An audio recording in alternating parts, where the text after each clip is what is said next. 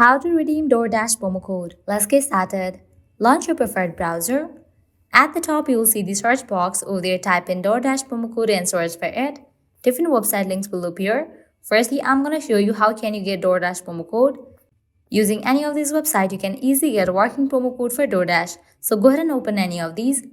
After you open it, you're going to find amazing deals and offer. Just scroll and check. 40% coupon, 50% offer, 50% coupon code, and many more. Hit towards any of the offer that you want to grab.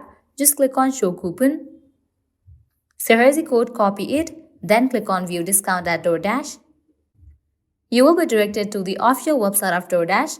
Now you have to log into your account. Type in your DoorDash account's credentials and log into your account.